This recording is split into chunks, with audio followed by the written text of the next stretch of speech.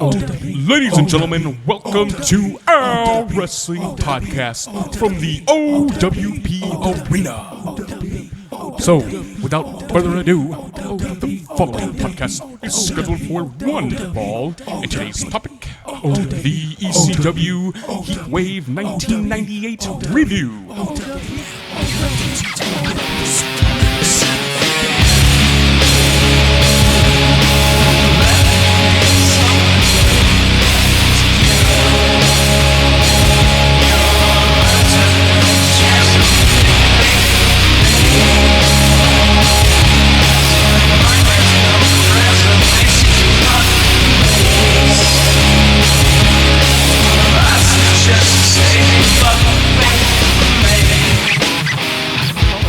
Done.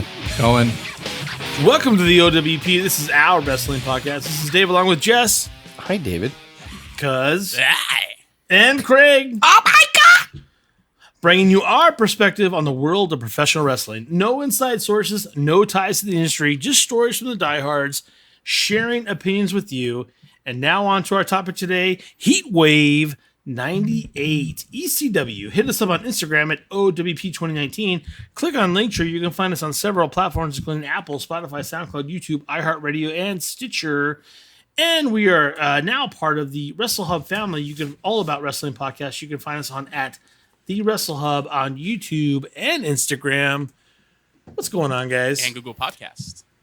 Oh, that's right. And Google Podcasts. Right. Thank you, cuz I got to put that back into the spiel. Woo! Yeah, there's a lot of us out there. Can I say too, Craig? I would like to compliment you, if I may have the floor for a couple seconds here. Bring what it. people don't realize, or maybe they do realize, and I'm just like, I've noticed that every episode when Dave does his, we're here along with Jess, and then I say something stupid, and then Cuz says his thing, and then Craig says his thing. Craig makes sure it's themed to the episode that we are about to cut. Yes, he does. And I maybe Craig's mad at me right now for exposing that secret, but I want to say thank you for that, because I think that's a cool little twist. When you breaking the fourth wall. You're welcome. Yeah, when you're a professional broadcaster, you think of these things, and you come prepared and with preparation and with poise. So, of course, Nice. You know what I find fantastic is that Jess would ever say like, "Hey, Craig, if I can compliment you," and then Craig would say, "Oh, no, you can't." Yeah, He might have.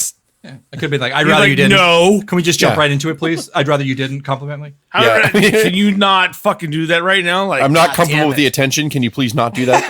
I'm sorry, Craig. No problem. Let's just dive into it, guys. Yeah, exactly. What's up with HeatWave 98, ladies and gentlemen? ECW This style. is What's going on? Cuz's suggestion. Cuz has been wanting to Not do a bad one for No. what? ever since not we a bad did Legacy of ECW. Cuz has been very anxious to start reviewing pay-per-views and stuff, and doing more Legacy ofs. Famous wrestlers that came kind of from ECW and sort of cut their teeth there. So we decided to do, since it's August and it's summer, we're going to do HeatWave 1998 review right now, right fucking now. So I expect a lot of impersonations from Cuz. I expect a lot of energy from Cuz. It's a lot of pressure up front, I know, but I expect it. God. So that's all. I'm just gonna do that over and over. So, Cuz, did you like this event, and did you want this choice? Because this is almost the closest mainstream thing to kind of FMW and that Japanese style. Was that an element of it, or no? Are you just a huge ECW and you love this event? I just love this event. Yeah, ECW.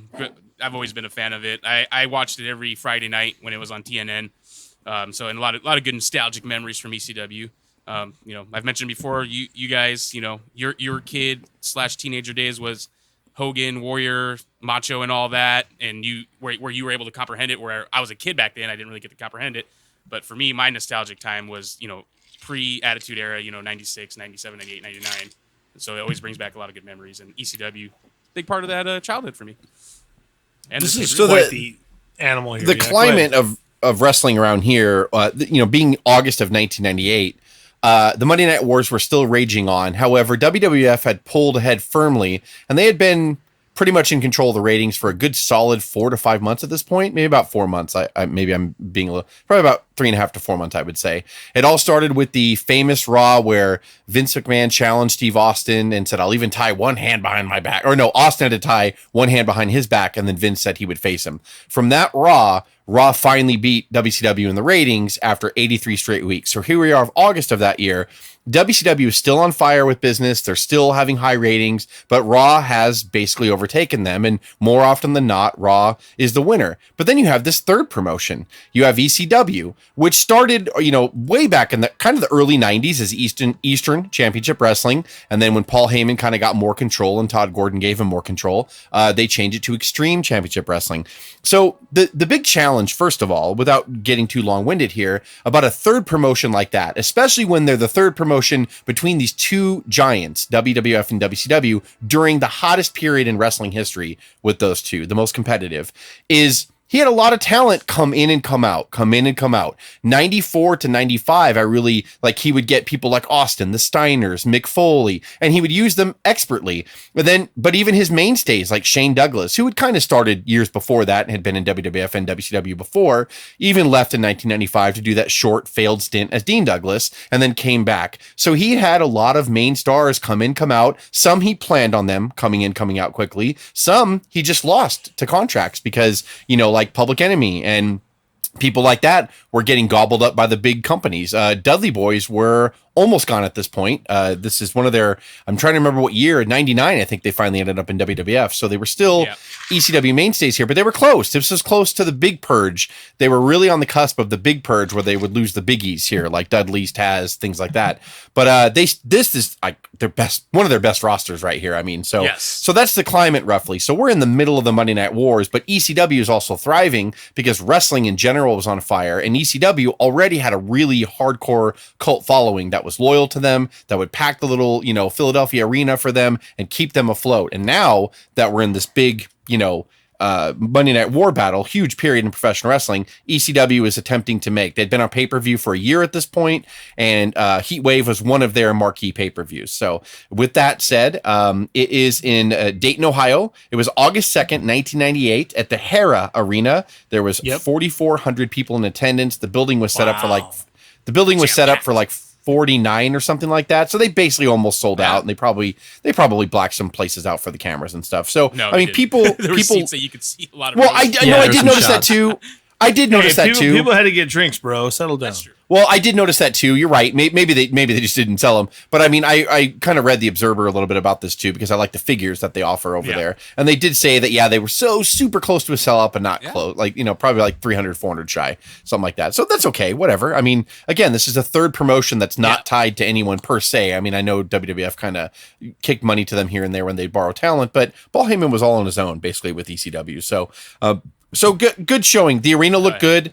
When the pay-per-view came up, it looked really brighter than most of their stuff. Craig did mention off the air that this was a good. Go ahead, Craig. Talk. Craig noticed the production value right away, pretty much. Yeah, the question I asked right before we hit record was this the best that they got production wise on pay-per-view? Kind of with this, because it was well lit in the ramp, and even for as gritty as it always looks, and everything with ECW just looks gritty and was always missing a couple layers of slickness. They just couldn't afford it, and just probably frankly didn't want to do it that slick, and liked the quick and dirty approach and how it looked. But it looked good. I mean, I could have used more replays throughout. I thought as I was watching it, like the camera crew and I wonder who was doing the production of this thing. I think at this time they were probably maybe using, I don't know if it was their TV, their syndicated crew or someone else, but I was waiting for replays constantly, and they had some trouble with it. And I remembered, I was like, all right, it was ECW. Just be glad that they got everything on camera, every move. Oh yeah. Yeah, no, I agree with you. And not even all of them, by the way. We'll talk about that later. Yeah. And so that will help. I'm glad you said that, because that will segue into the opening segment where Joey Styles welcomes you to the pay-per-view, as he usually does. Yep. And then Shane Douglas comes down with Francine. Shane Douglas is the current ECW heavyweight champion, but he's recovering from elbow surgery, as is evident by the big fat brace he had on. Which may I note, I love wrestlers because, their character needs to be relevant for the times, right? Typically, to get over with the crowd, they need to strike some kind of chord with the crowd. Are you referring to a certain line, Jess, that he says right away? No, not necessarily. I'm referring to what he's wearing, because I know for a fact, first of all, jean shorts was totally as 90s written all over them. But I know for a fact, and I don't have anything to back this up. I have no proof, but I'm just going to basically say I know for a fact, because that Shane Douglas wore that shit since he woke up in the morning. Like, he's like, the jersey, jean shorts, boots, fanny pack, check. Yeah. Let's go. Like, and that's just what, there was no, backwards that was beret, no, like, got it. You know, like The Rock would wear jumpsuits when he's interviewing, but then he would go out in his tights, you know? That was not, like, that was Shane Douglas, you know, would wear his wrestling gear when he's in the ring, but you could just tell that he was like, I'm just, you know, going casual today, guys. There. Yeah, I'm just going to go casual. What I did enjoy, the first thing you said was like, cut the fucking music. I was like, oh, here we go. Yeah, this is an ECW pay-per-view. They were always gritty like that. My big thing, and I don't want to go too long on the segment, but I'll give you guys all your time. I'll just go to my notes. As you know, I put the segment was actually overall kind of awkward. They made a big deal out of parading the three in the middle of the ring to have an awkward, not funny shtick that really just ended in him pretending he looked at, well, he probably really did look at Francine's boobs, and then that was really all it was for. And, you know, drop a few F-bombs. I felt like, to Craig's point about the production, I felt like WCW and WWF at least has shown you enough that coming live into the pay-per-view, being down on the floor with the crowd behind you, like so many times that Jim Ross or Gorilla and all them welcomed us to a pay-per-view, not having a live mic to the crowd, I think is detrimental. I think Douglas, they could have kept this super compact in 60 seconds. Joey Styles could have welcomed us in on the outside of the ring with the crowd behind him, like standing on the floor, and then saying, welcome to HeatWave. I'm going to bring out the champion. He comes out. He's got Francine. They run down the 4 big matches of the card. Douglas does this cool heel stuff, you know, which is like fucking Bam Bam's going to kill Taz, you know, all that great stuff. That was all great. And then he does the little stick where he looks down at Francine's boobs and fans himself. And then, Joey Styles could be like, let's go to the ring. Jesus. You know, they could have done that whole shtick in like 60 seconds. You don't look bad yourself tonight. I bought a new suit. It's double-breasted, like Francine. But Joey, I bet you your suit didn't cost you $6,000. Like,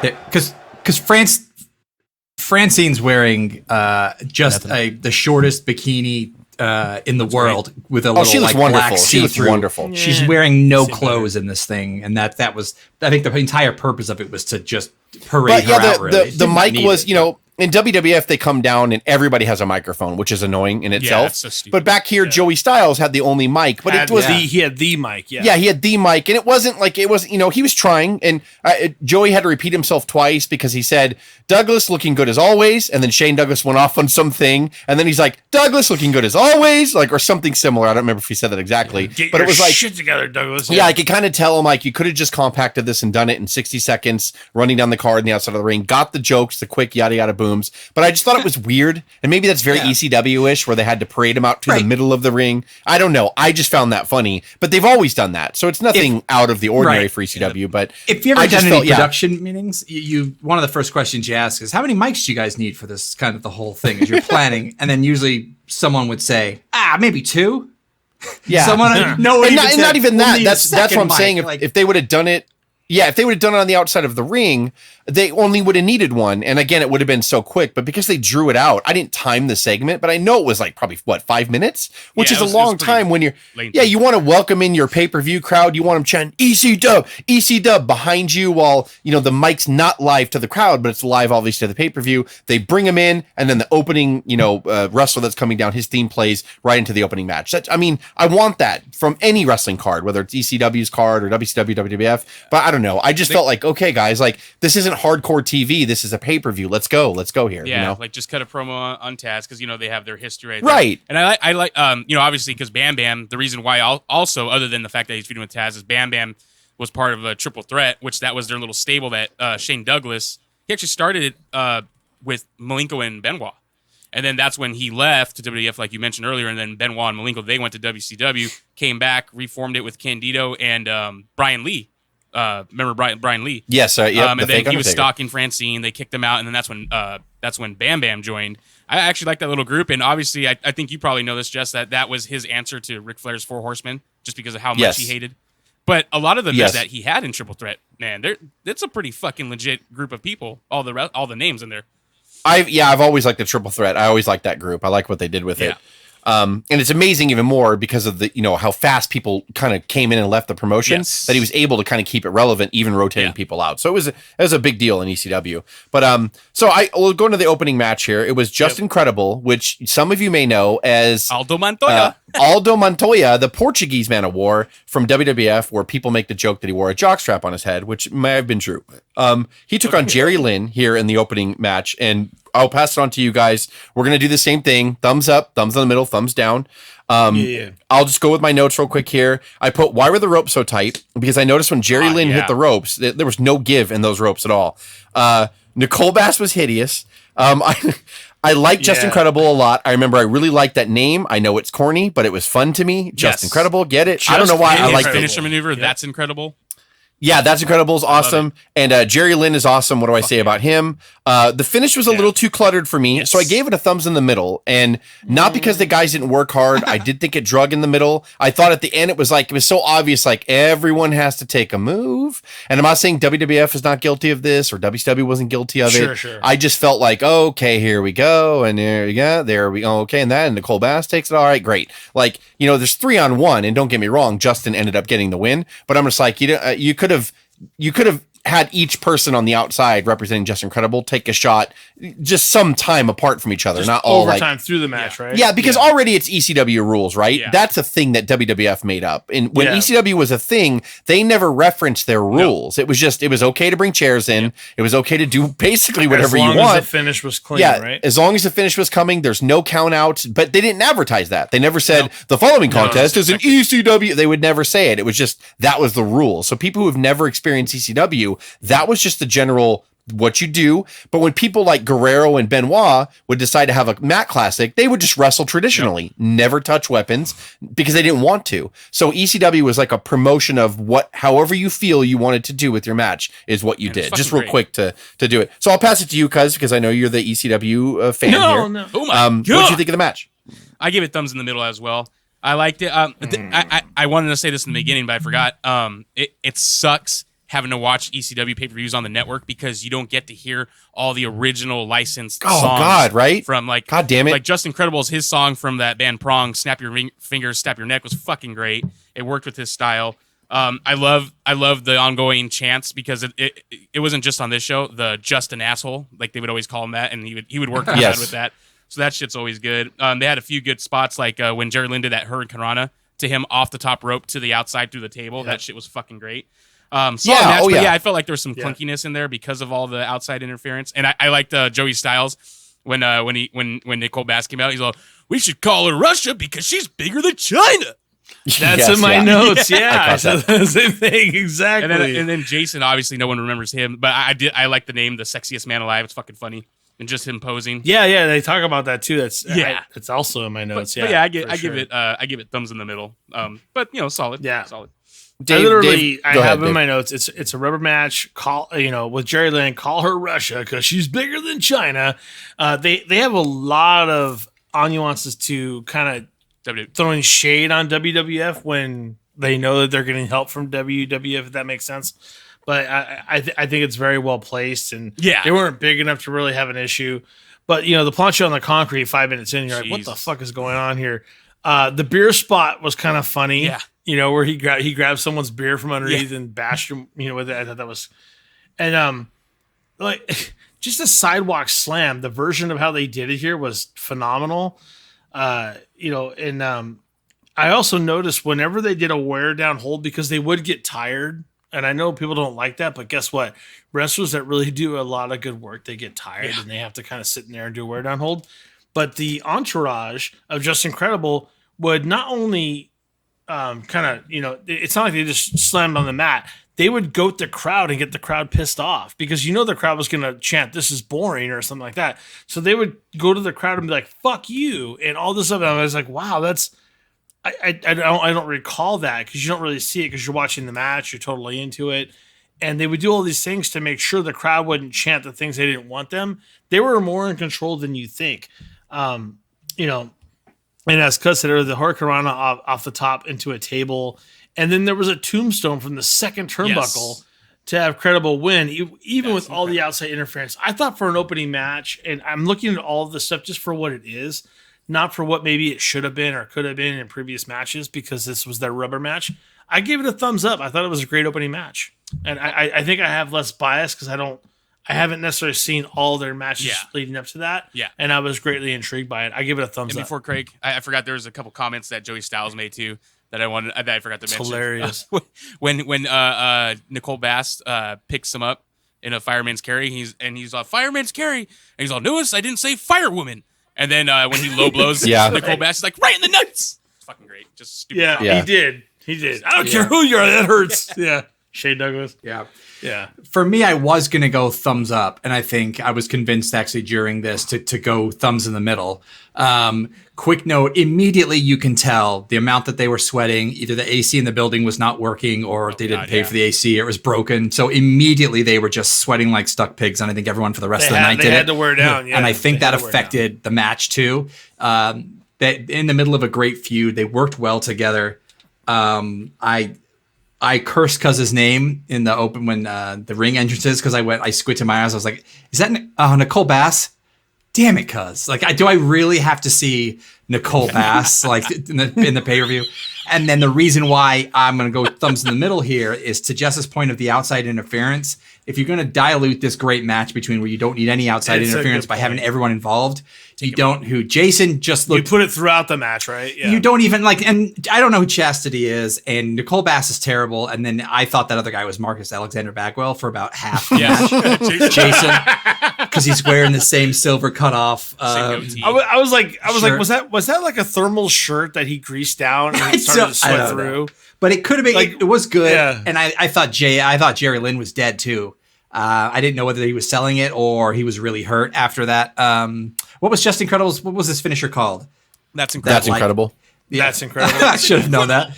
But he killed him off the second rope, and he had refs come out, and I didn't know what JL was selling, but he looked hurt. But it was good. But thumbs in the middle because all the garbage.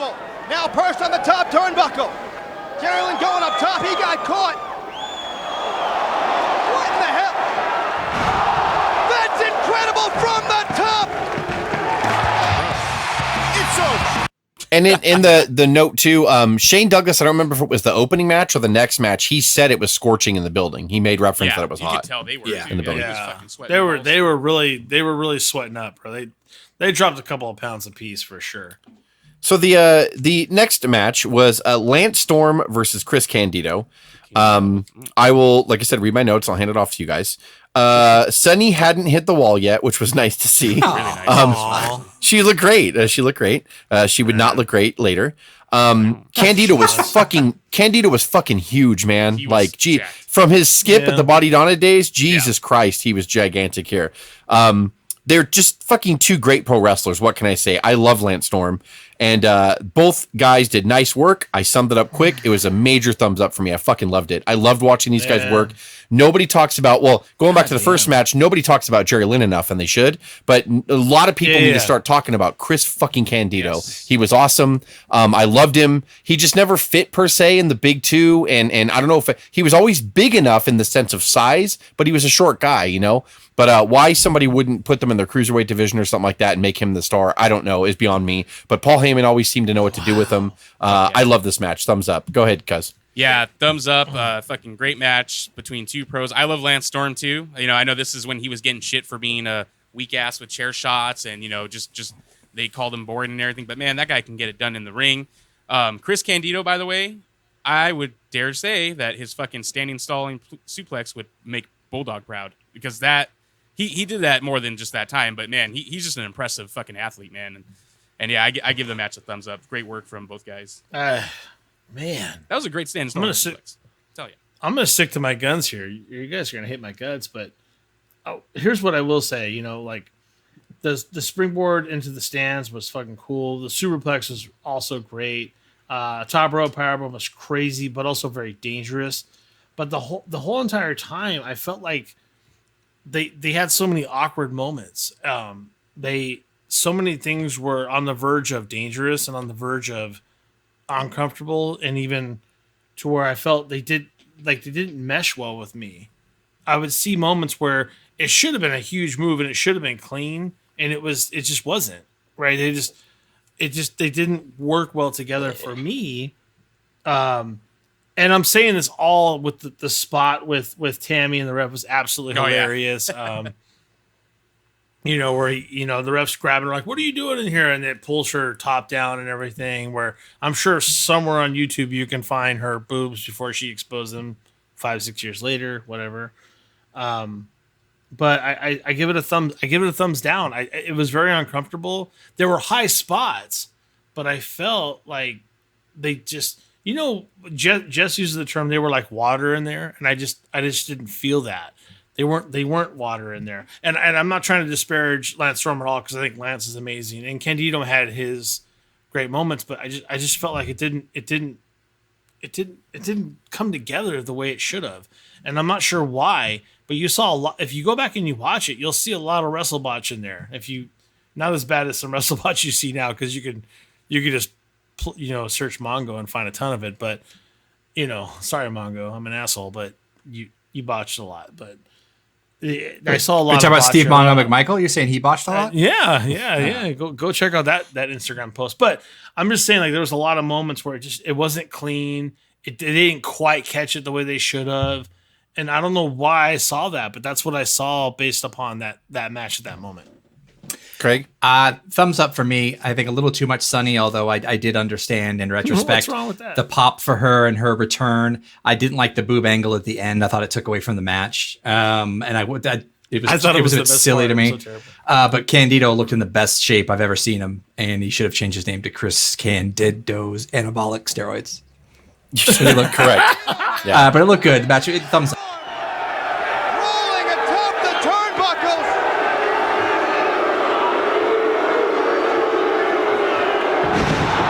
There's the blonde bombshell. Get the cover, Chris. He named it after Tammy. He was huge, and you could see the bumps, couldn't you, Craig? He had the back knee. Yeah.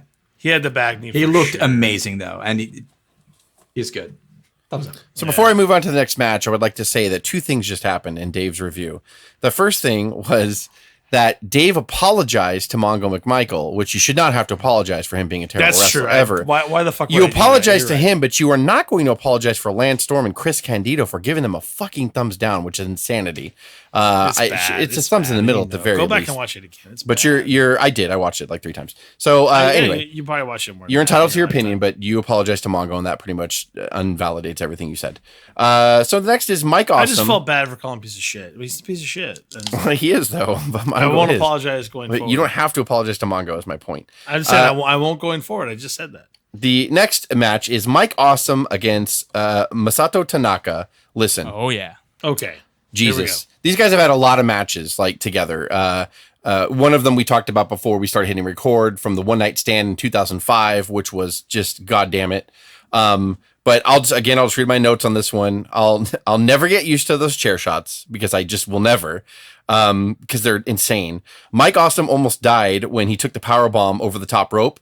When at the very end, when Tanaka powerbombed him over the top rope, Mike Awesome barely curled his head enough, or he would have spiked himself right on the top of the head. It was insane. And he's a big boy, don't get me wrong. Tanaka's short, and Mike Awesome is like fucking legit, like a 320-pound monster. And that was amazing strength. But God, Tanaka is so good, and he's one of my favorites, and he always has been. He just never was anything on any of the main shows, because he just wrestled a different style, and he was always kind of more fit for a stiff style in Japan or here in ECW. I give the match a thumbs up, because what do you say? I don't want to say any more about it, because sweet Lord, these guys just wore each other out just thoroughly. It was fantastic. Go ahead. Let's go to Dave, huh? Tornado DDT on the steel chairs. 2, 3.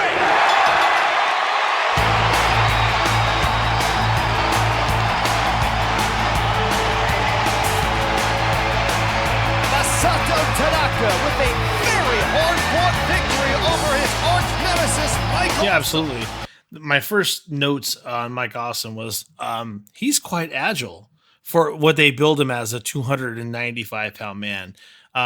He might have been Brock Lesnar before there was a Brock Lesnar at that moment. The moves he's pulling off in here are quite impressive for a man of his size. It's quite amazing. And then I have this one note. It's like chair swords ? They're literally doing sword duel with chairs at one moment. And I also have another question. Did the front like 5 rows in ECW have to sign waivers? Because I swear to God, these guys put the crowd in danger time. Yeah. Oh my every God. fucking time, like Every match 5 almost. minutes, right? There's even a moment where, God, I can't even remember if it was. It doesn't matter if it was Tanaka or Awesome that takes it, but I think it was Tanaka. Like Mike Awesome hits him so. Yeah, it is Mike. He hits him so hard with the chair. Mike Awesome does that. The chair is pushed inside out. And we're not even like 15 minutes into it, or not even 10 minutes into a 15-minute match. And he kicks out. You're like, what the fuck? He hit him so hard with the chair that the chair is now puncturing up the other direction, and he still kicks out. Absolutely brutal.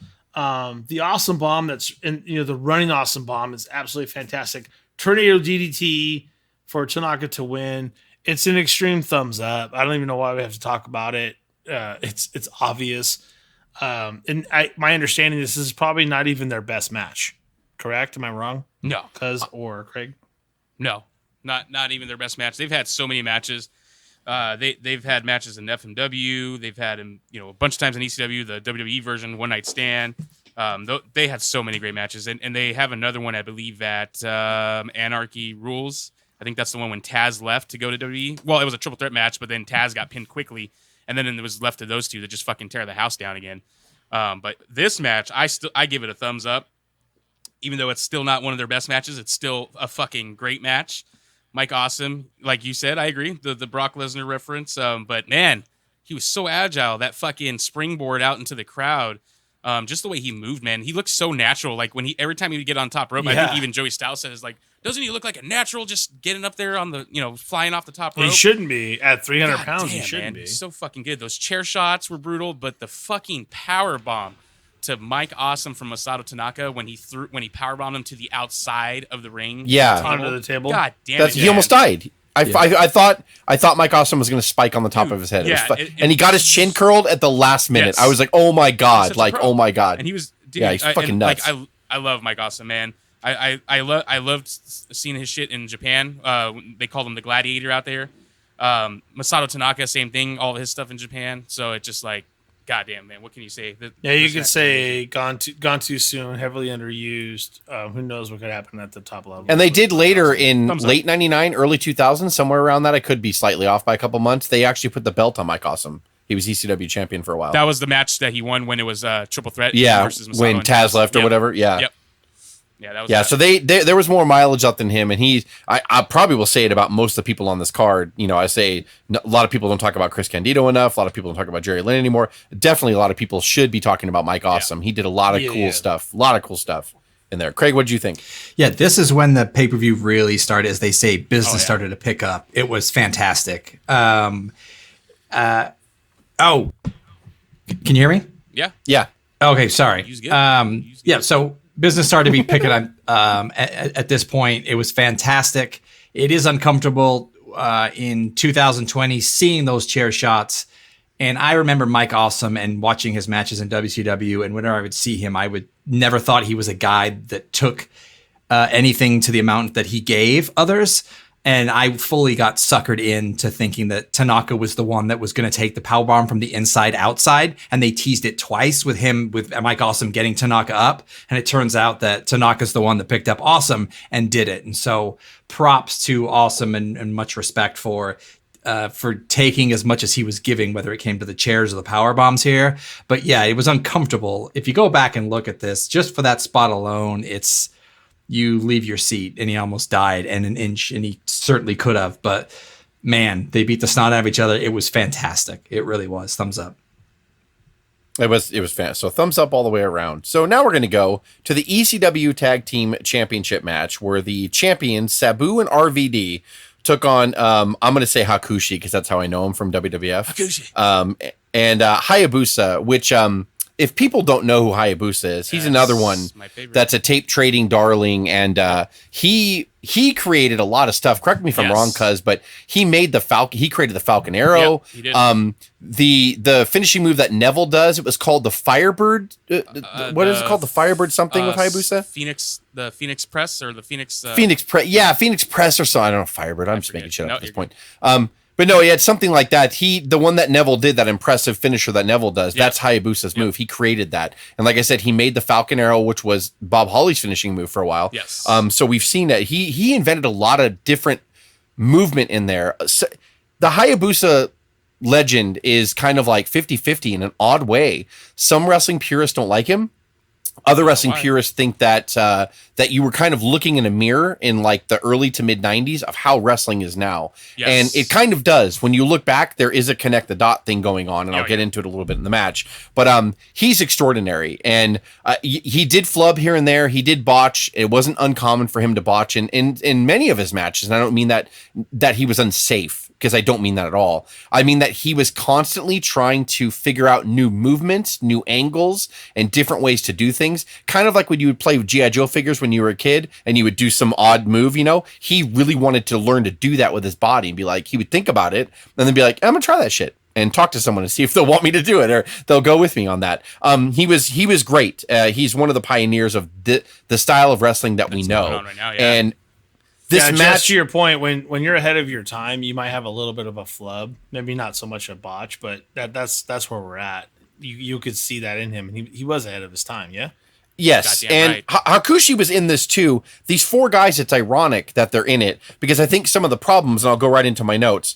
All four wrestlers wrestled a similar style, which may have caused some of the botches. Yes. And I think, and I don't mean that in a rude way. I think that makes total sense because we've had oil and water episodes in the past, and I think like with comparison to my mind, Mr. Perfect and Shawn Michaels, you look at them on paper and you're like, that's got to steal the show every time. But every time I saw them, I was semi underwhelmed.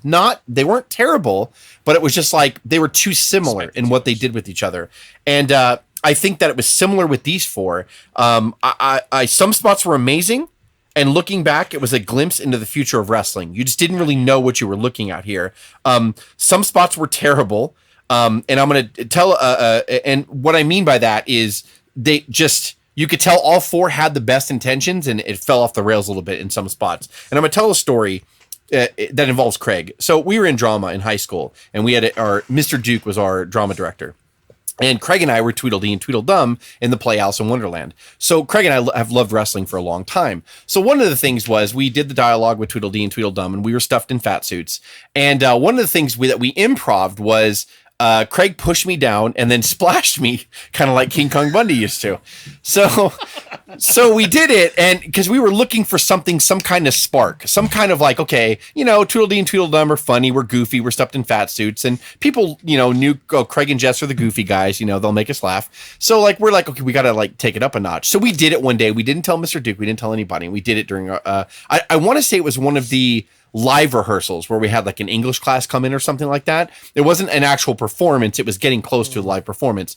So Craig did it, pushed me down. He splashed the shit out of me. I mean, he jumped so high that he eclipsed the lights and then came down and splashed me. I remember spit flying out of my mouth because he hit me so hard and caught me off guard. Fantastic. And so we both stood up and we had lines to deliver and we both started fucking laughing. And we made Gabby, who was playing Alice, we made her laugh too. But the crowd was going nuts. People were laughing. They were fucking, oh man, you could tell the crowd was eating it up. So we get off. And then after every performance, Mr. Duke would give us notes. And we were thinking like, he's going to be like, oh man, you guys are on to something or whatever. So he taught us a big lesson. His note said, guys, it looked like you had fun up there. And I'm paraphrasing because I can't remember the exact thing. This is like back in fucking 1993, 94. He's like, guys, you look like you're having fun out there, but if you can't handle the bit and the bit is bigger than you, then you cannot do it. And the wind was taken out of our sails. We're like, I am shocked that he gave us that note right now. It was negative. He was not laughing. He was not smiling. And we learned from that. So we did still do the spot, but we learned like Craig didn't jump as high. We knew we could get probably just the same reaction without doing it so much that we busted ourselves up. And I apply that to here. And I know that's a long-winded story too, because it's performance.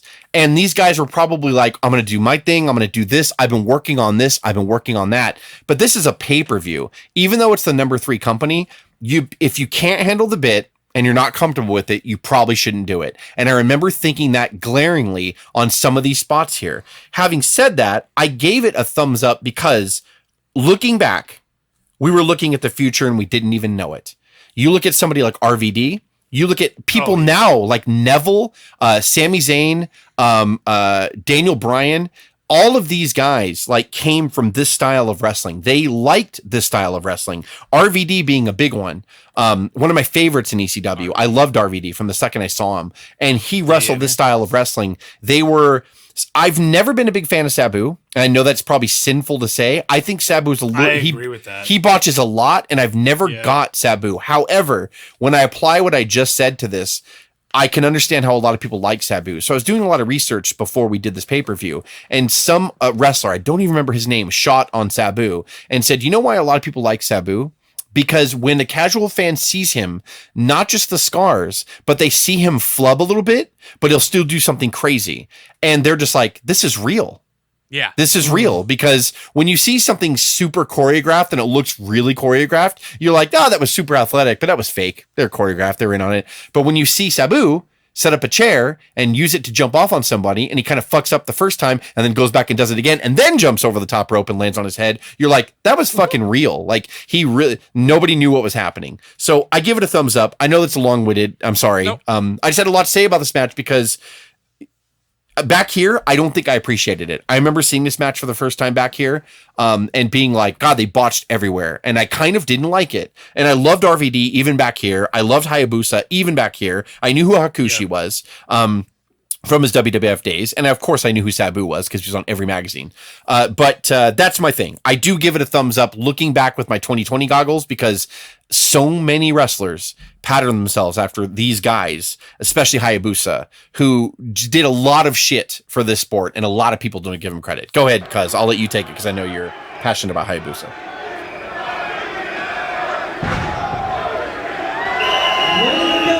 Introducing the challengers from Yasushiro, Japan, weighing in tonight at 221 pounds. This is Hayabusa!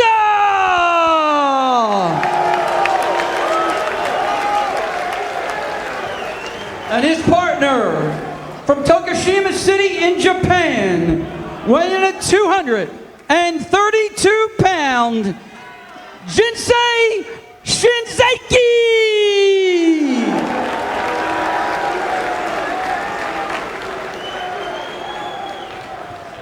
Introducing the manager of champions, the man that calls it right down the middle, Mr. Bill Alfonso! ECW World Heavyweight Champion, the current ECW World Tag Team Champion from Bombay, Michigan, weighing in at 222 pounds, is suicidal, homicidal, genocidal. Ladies and gentlemen, this is Sabu!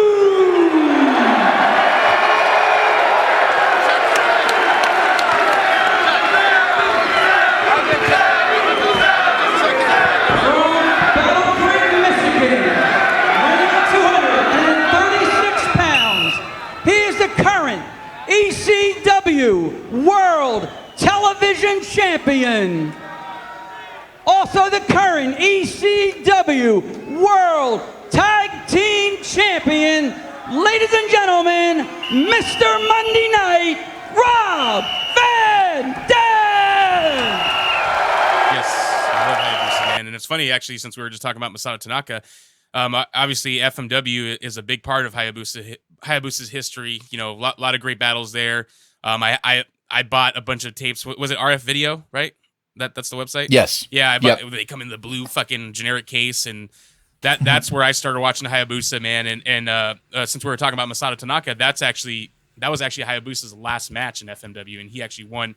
He won that match. So there's a lot of history there in ECW with FMW and everything, whether people know it or not. And he crippled himself. Was it 2001? He crippled himself. Yes, he did the same moonsault that Jericho does, the lion salt. He did it, and he fucking slipped on the middle rope, and goddamn it, it's still one of the most brutal fucking botches you'll Spiked ever right see. on his head. It's hard to watch. Yeah, it's really hard to watch, and it sucks that happened, man. 2001, that's when it happened. Paralyzed. Yep, Yeah. paralyzed, retired. After that, he was he fucking sang, he was an actor and all this shit. But yeah, man, fucking every time when I think of HeatWave '98, and that's one of the reasons why I did it or wanted to talk about this card is because every time the first image that pops in my head is all four of these guys standing in the ring, because this actually was my favorite match of the card. Even though, yes, there is a lot of botches and stuff that I actually didn't realize, how much flubbing was going on until watching it again. I'm like, God, there's way more flubs than I actually remembered from watching it so much before in the past. But God damn it, man, all four guys, just for all four guys involved in general. And like you said, Jess, I think it's just all these guys work in the similar style. It's like they all wanted to kind of do the same type of thing in the same spot or whatever. So that's probably where like that styles clashed in a sense. But dude, what about the promo in the beginning or before this? RVD? No, Sabu? that was RVD where he's like, dude, Hayabusa and Hakushi. Oh, sorry. Like, Hakushi. He kept saying it like sneezing. It was so fucking Yeah. great. RVD's fucking I love fucking RVD. I've loved RVD from the first time I saw him. ECW guy. But yeah. Exactly. To Cuz's point, the promo means everything, because not only is he making fun of Haikushi at the time, but the entire time Sabu's like wanting to fight him. Like he wants to fight RVD throughout the they match, feuded. They feuded before that. Yeah, they feuded before that, and they ended up becoming a reckless team. So they were kind of. The whole storyline was them being forced together by Alfonso. Or Fonzie, and that's fine, but RVD's reactions to everything, he's like, RVD's fucking easy, great, dude. Easy, because it's like it's all going back to his 420 days. It's like it's fine, but you know who's better, and it's me. Oh, so I love, dude. That's one of the reasons why you I would love just Robin. throw that shit in there. Like I was like, God damn it, RVD's fucking great. He's amazing. And even in the beginning of the match, he's like Sabu's yelling at RVD, "I will fuck you up," like the entire time. And they're about to have a title match against these guys, and then you have all these great double teams with Hakushi and Hayabusa, which were not flubs, by the way. There were flubs in the match, great spots. But I have to tell you, they did a great job. I give it a thumbs up. I have one question: Is Hakushi's tattoos real? No. They were really too shiny, weren't they? Yeah, and I think like in WWE they would smear off. Like They after didn't come long off matches. here. Yeah. No, this one they didn't. But man, No. And then even those two, Yeah, like, because I feel bad that I haven't done that much research on Hakushi, but because he's amazing as well. But I was like, that shit can't be real. That's incredible. Like, you really devoted your time to the craft. So I was curious. Hayabusa, man, god damn it! Like how, like just seeing him come off the top rope every time, or when he did that like fake teaser when Sabu rolled outside and he just kind of like stood there and then he did his little moonsault in the air and then fucking landed on his feet to kind of like taunt Sabu.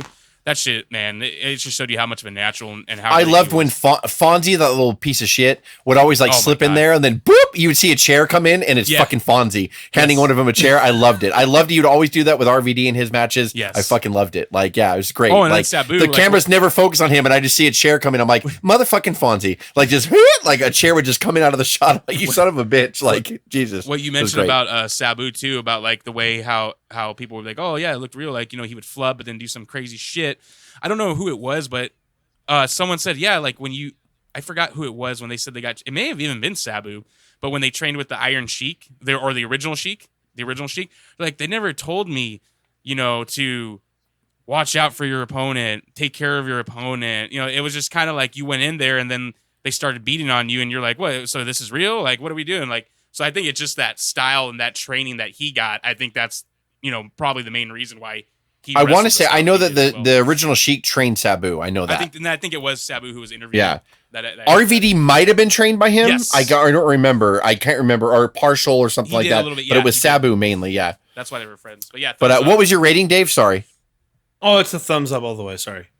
Craigie Poo? Yeah, thumbs up all the way. It was almost a thumbs down because I don't think what we're not talking about is the biggest, the worst thing about ECW.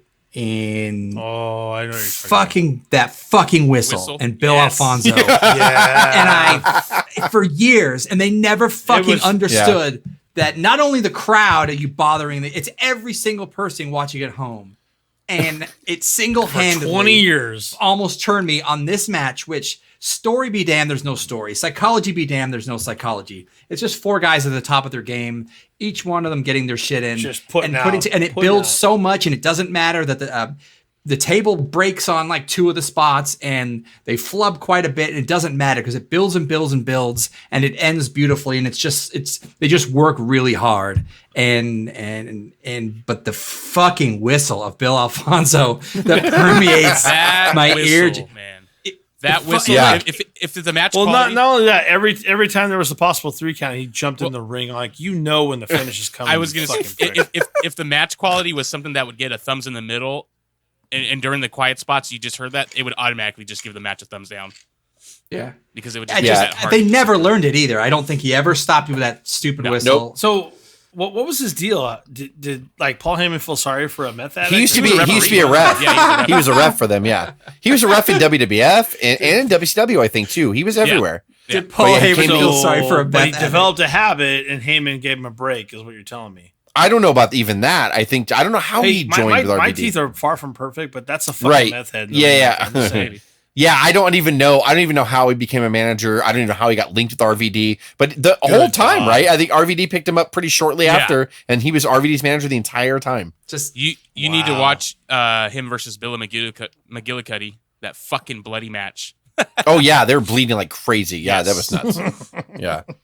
So this is a some people, I was reading a lot of comments of this match on the line. Some people gave it a thumbs down because, like I said, wrestling purists were like, what in the fuck did we just watch? And again, if you were used to that and you were used to that kind of psychology style wrestling, this had none of it.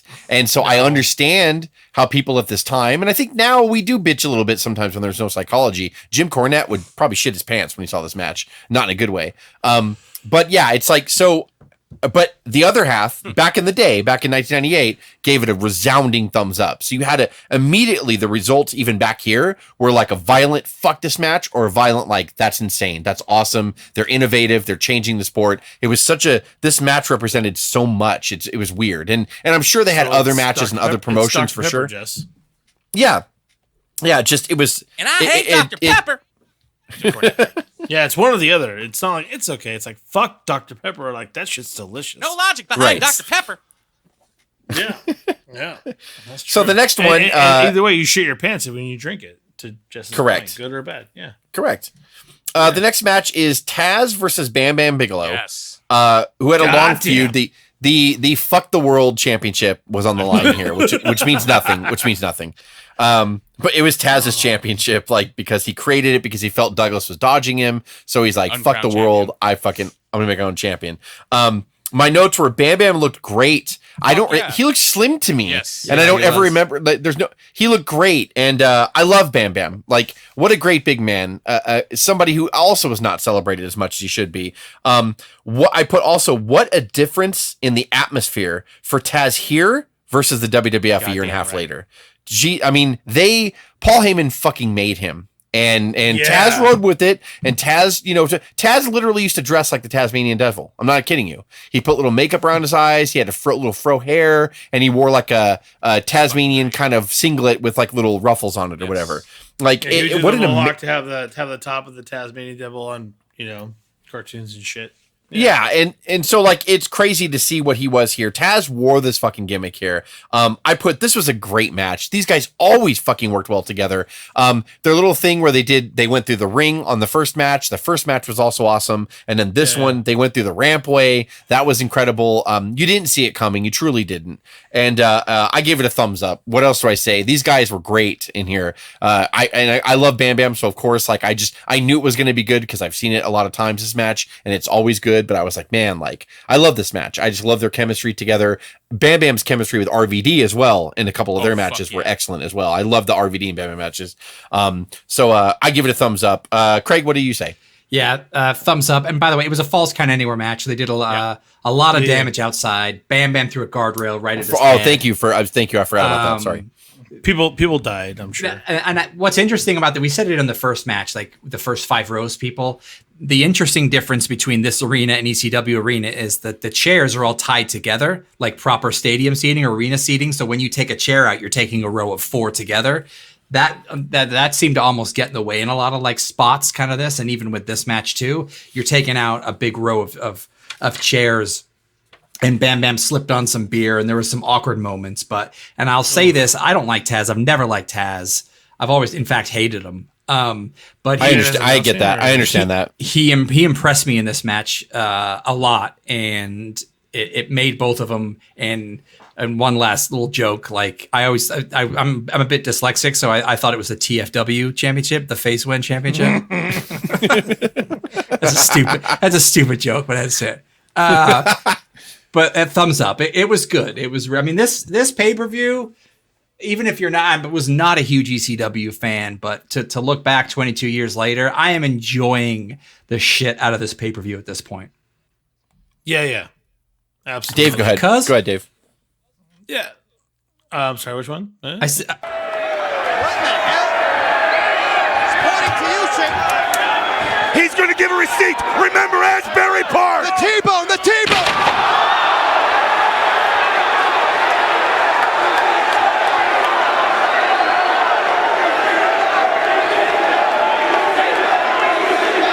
Oh my God! What the?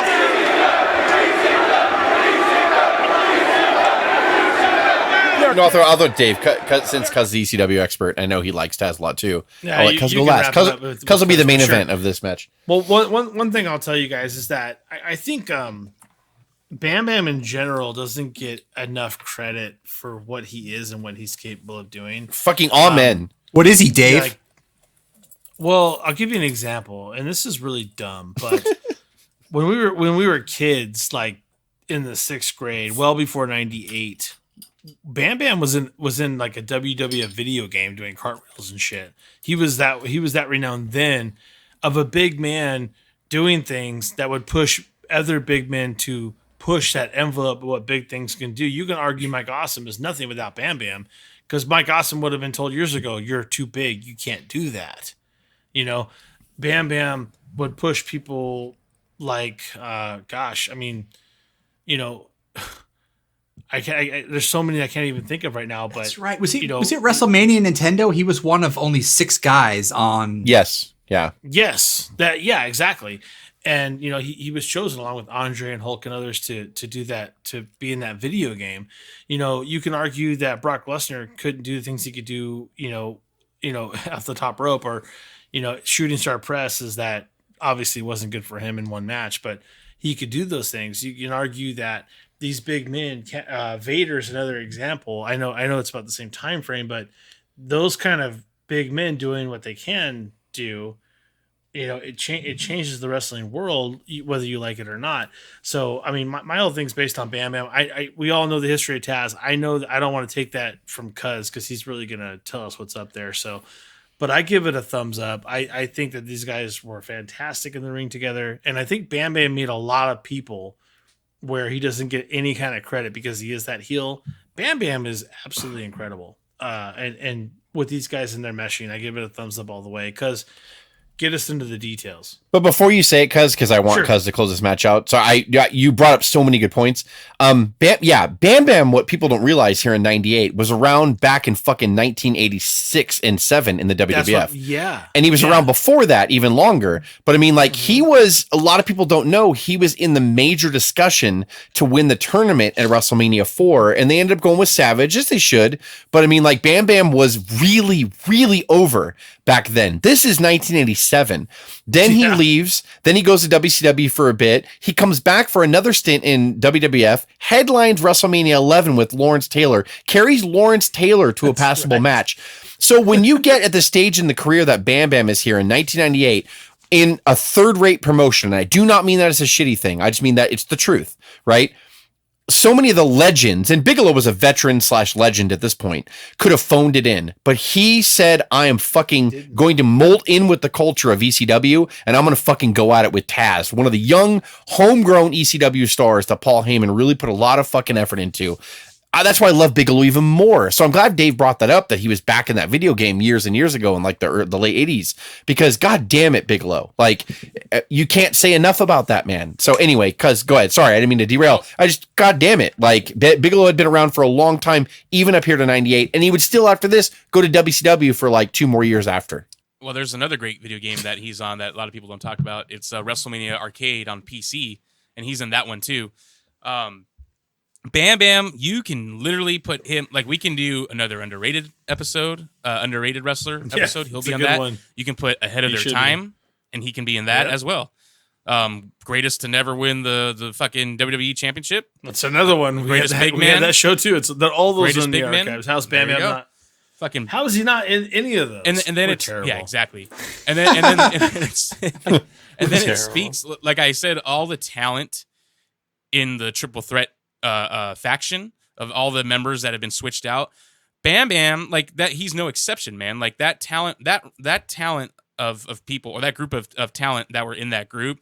Bam Bam is just a perfect example of how great that faction was, of all the great talent that they had. And then his matches with, like you mentioned earlier, Jess, RVD, and then these matches that he had with Taz. The one before that was when they broke through the ring, and Bam Bam won that one. This one, I felt like it was just as good. Thumbs up. Taz, I think Paul Heyman said it best in the Rise and Fall of ECW. I think he mentioned Taz was the guy that brought you that big fight feel, that UFC style, and that's how I always felt about Taz. Taz, like when I was younger watching it here, Taz made me like legit feel like that guy's fucking scary. That guy is gonna beat the shit out of everybody. This guy, and he adds to it. I know anyone could like you know, they say like, oh, with like music or comedians or whatever, oh, you have to cuss to get your point. But Taz, when he said it, it even made it more. It kind of like it like exemplified that even more, or emphasis that more, that his badass, his style, that aura he brought with him, like when he would say, fuck you dude and fuck the world, like just the way he talked, the way he carried himself, you believed he was a legit threat and he was a legit fighter. This match was great. Thumbs up all the way. I love Taz here. It sucks what happened to him in WWE.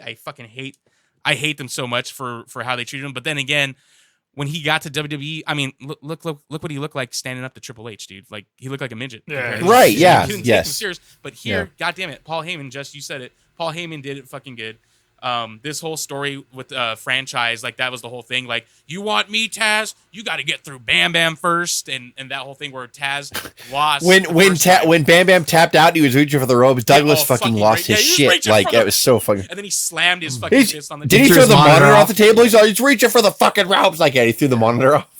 And Jesus Christ. That's a good point, because on Taz is like, I don't know why I never liked him, but the fact that he was doing the MMA big fight, little scary reality feel, Kimuras and arm bars before Lesnar and Triple H stole it, and everyone else was kind of doing it. And Undertaker, like, he was the first one to do it. You know who else fucking did it that no one ever talks about, because no one probably knows about it? Before he came to WWE, Santino Marella was the same character, and he was badass because he's a legit martial artist. Yes. Yeah. Really? Yes. You can look up videos, and he was a badass. Like, he was a little MMA like looking dude like Taz, and he was a fucking legit badass because he legit knows martial arts too. So I feel two legacy episodes coming on Santino Marella. The legacy of Santino Marella. There you go. And fucking Steve Mongo McMichael. Thumbs up on this match, though. By the way. No, fuck off. Fuck you. Don't even joke about that. The Mongo episode is happening. I'm sorry, it's happening. I will quit this right now. Fans, everyone, Dave, the Mongo gears are in motion. You cannot stop this train. It's going to be live. We're going to review every single match he ever had on TV. Yes. We're going to start with the first fans match. Damn you, thoroughly. Fucking whoever created what will Mongo do next? Comment on all these episodes that you want a Mongo episode, and keep doing it until you get your Mongo episode. That's my advice. And when we do our first ever annual O.W.P. Hall of Fame, where we induct our Hall of Fame wrestlers, Mongo McMichael is going to be the first fucking insert into that Hall of Fame. I'll tell you what, asshole. If you can get 5,000 replies saying Mongo goes into the O.W.P. Hall of Fame, I will drink my own piss. All right. And I don't. Oh, you said Jesus 5, Christ! You get 5. You get 5. 5 out of my shoe. Out of your shoe, absolutely. It will never happen. It's going to happen, and we shake on it. And since you didn't, you know how many barriers you have to get enough listeners. One, that's the biggest problem. And two, you got to have people that really care about Mongo. So you want to do that? Not you want to do that bet? Yeah. All right, cool. Shake hands. As long as it's my own piss, I don't care. So guess what? And what are we talking about? That's official bet. You didn't put a timeline on it. So that means 2 years from now, when we finally get 5,000 hits on it, I'm gonna be like, Dave, you never put a timeline on it. Piss drinker fans now come to the podcast. And I'm not going out on a limb when I say that Mongo McMichaels might be in a position where I could offer him $100 and he'll come on the podcast. I'm just saying. I don't know. I don't know if he's truly down and out right now, but I've seen recent pictures of Mongo, and he's a bit bloaty, if you know what I'm talking about. Like, we'll pay for a cameo where he's like, have fun drinking your piss, baby. Me and Pepe 3. What did you say? Good luck. I'm drinking your urine, baby. You wouldn't even need $100. You just need a case of beer. Be good to go. It's an awkward soundbite we capture from him. Dave had fun drinking your urine, baby. And it just cuts out. It's like, sorry, fuck. Before we get into the last match, now, you know something else when Cuz is trying to bring us back on track. I know Cuz is like, can you guys fucking calm down? Let me talk about Cuz again. Extreme Cuz Wrestling. That's what it's all about. Yeah. No, the only reason I because I just remembered because it has something to do with the end of the match. We didn't bring up the little parking lot brawl because it ties into the end of the last that's match. right. Yeah, you're right. I'm sorry. Oh, the goddamn the murderer of the the toaster guy. The guy that gutted that fat New dude, Jack. bladed him and made him drip gravy all over the ring. Mass transit. Anyway, I will get into Second New Jack. So inductee in the Hall of correct. Fame. As soon as I saw New Jack, that was the first thing I thought of, by the way, when I saw him in the did. parking lot. I was like, oh, you son of a bitch. New Jack will definitely take $100 to be on our podcast. I have a feeling. I will not say a negative word against that man, and none of you. Yeah, and then he'll murder me in the same. I will. He doesn't know my address. He'll take my money and probably stab me. So the main event is the Dudley Boys, and by Dudley Boys I mean the three: Devon, Bubba, and Big Dick Dudley. Get it? Against Dreamer, Tommy Dreamer, Spike Dudley, and the Sandman. So I'll just go through my notes because I'd rather hear your guys' opinions anyway. Good God, the opening shtick was way too long, is what I put, because fucking that was way too long of an opening promo for that match. I get they had to kind of calm down a little bit from Taz and Bigelow in the tag match before that, but sweet Lord, that was way too long. And I do like Joel, but it was way too long. So crazy to think about what Bubba and D-Von would become. I mean, really, look at Bubba's shape, like back here. Jesus Christ, he's a big boy. But you saw the stuff in Bubba, like the way he would move in the ring, the way he would stop and stare after he would do a good move. Bubba and Devon both. Even Devon, watching Devon's movement in there, I was like, God, these guys were really good. And it's amazing what they became, and they became part of that TLC legacy and all that. Like, man, arguably one of the greatest tag teams ever. Yes. It's just amazing to see them here. And they were about a year away from leaving here and starting their journey in WWF. On contrast of the long opening shtick, the entrance of Spike Dudley, Dreamer, and Sandman was fantastic. Even though it was generic music, it still was really good. I hate Sandman's work in the ring. I fucking just do. Yeah. I think he's a piece of shit. But Sandman's entrance, and I will say it, and I mean it, is the second greatest entrance of all time to The Undertaker. Like that, when he comes down to Mr. Sandman and he fucking drinks beer, I don't know what it is. Enter that Sandman. Organic, him fucking, or did I say Mr. Sandman? Mr. Sandman. The villain in Mike Tyson's video game. That shit. It's the Mike Tyson video game theme. So he was a bitch to beat, by the way, Mr. Sandman in Mike Tyson's game. So he comes down to Enter Sandman, like there's nothing more organic, and like it's a great fucking entrance, and he could do that well, and then that's where that shit ends for that guy because he's terrible in the ring. But I like their entrance here. They came down, the crowd's fucking into it. They're going in the crowd. Tommy Dreamer's always good. I did have a note though. Whose idea was it for Big Dick Dudley and Sandman to touch at all? They shouldn't have touched each other at all because they're both terrible. The ending was very cluttered. The four-way Trio of O was actually kind of cool. I did pop for that, and the crowd liked it, so I was okay with it. I give it it was a cluster, but but this is ECW we're talking about. I give it a thumbs up / thumbs in the middle vibe.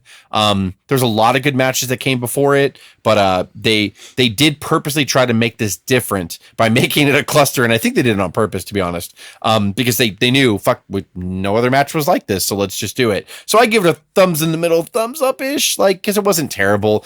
Spike Dudley was a star here. That guy.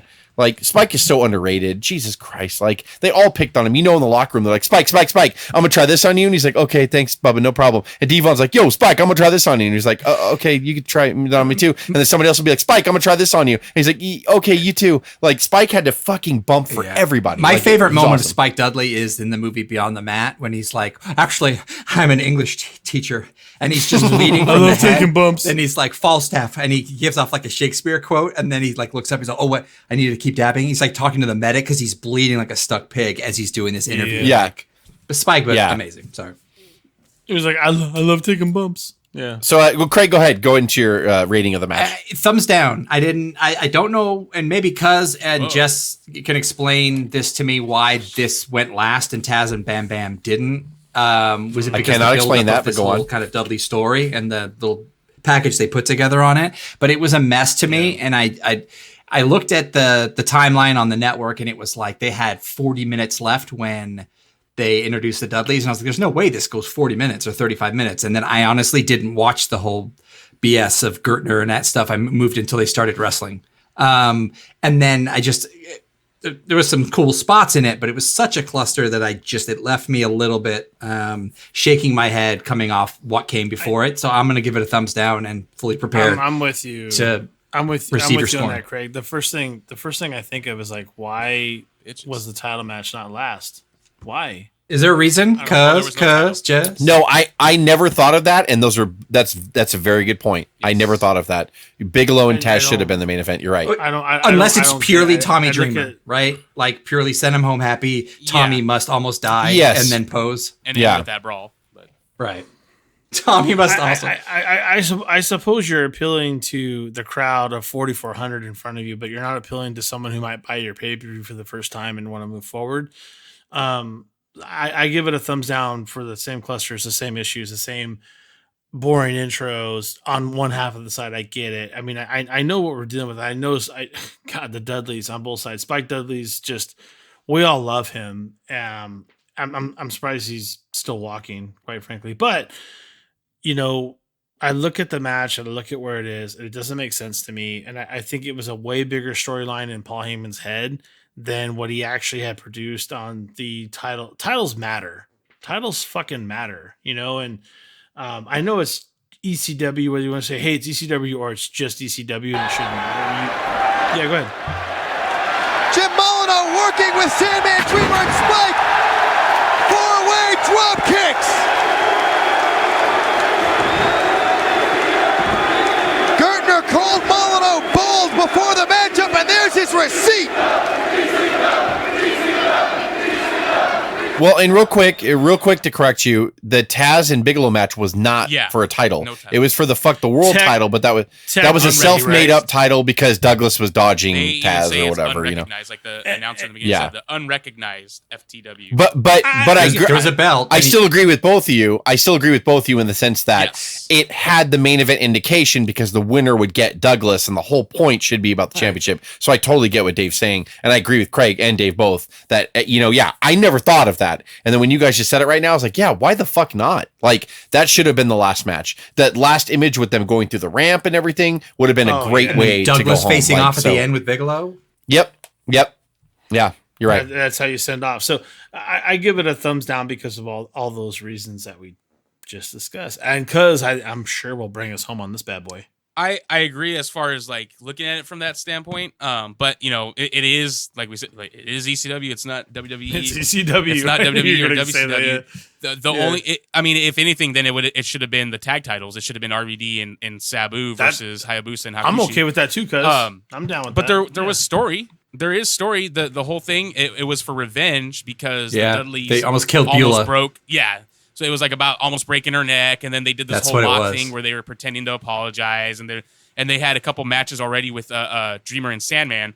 So it was all about revenge. It was about the Dudley's treatment of Spike and everything. So it was more of a go home, send everyone home happy.